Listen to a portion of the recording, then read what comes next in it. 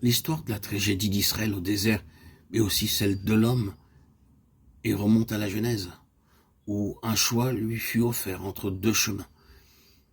Et Israël répéta l'erreur d'Adam, qui mit de côté l'arbre de vie et goûta le fruit de l'arbre de la connaissance du bien et du mal. En d'autres termes, Adam choisit d'avoir sa vie en lui-même plutôt que de l'avoir en Dieu. La fin de la première génération était prévisible car seul Dieu pouvait l'amener dans l'héritage. La mort fut le jugement sur le péché de la désobéissance et de l'incrédulité. Cette génération refusa l'autorité de Dieu et ne lui permit pas de les conduire. Tout ce qui a été écrit, il a été pour notre instruction. Romains 15, 4. 1 Corinthiens 10, 11. Et ce qui leur est arrivé peut aussi devenir notre histoire. Dans le désert de ce monde dont Satan en est le prince, nous ne pouvons spirituellement vivre et grandir que si Christ est notre nourriture. Pour édifier l'Église et avoir notre part dans cette édification, nous devons choisir l'arbre de vie. Cela signifie vivre pour Christ parce que le témoignage de notre vie doit correspondre à notre position spirituelle, laquelle implique une vie vécue dans l'esprit. Il nous a ressuscités ensemble et nous a fait asseoir ensemble dans les lieux célestes en Jésus-Christ, Éphésiens 2, 6. Dans le 8e chapitre de Deutéronome, Moïse, le porte-parole de Dieu, dit en relation avec la manne, afin de t'apprendre que l'homme ne vit pas de pain seulement, mais que l'homme vit de tout ce qui sort de la bouche de Dieu. Deutéronome 8, 3. Cette parole montre à l'évidence que l'homme intérieur doit vivre de la parole vivante de Dieu, et elle rend suffisamment explicite sa destination. Ce n'est que lorsque la croissance de l'esprit est effective que la maison de Dieu s'édifie.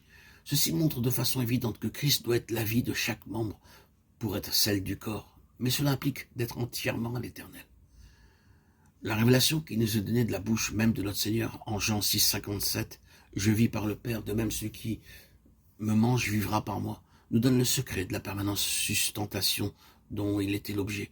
Et ce secret réside sûrement dans le fait que Christ vivait pour le Père. Sa vie était dans le Père et celle du Père.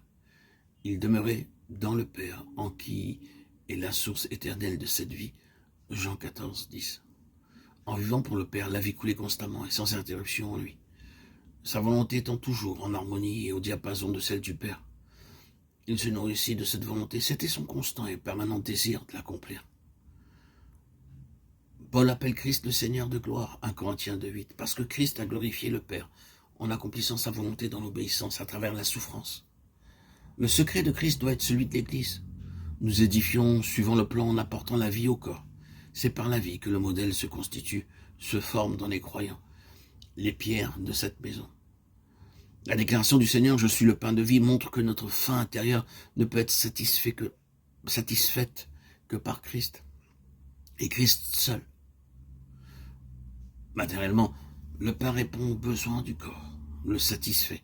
De même, notre pain, c'est Christ en faisant sa volonté, en désirant l'accomplir, considérant comme le plus grand de nos privilèges, non seulement de la faire, mais de la rechercher avec joie pour toute chose.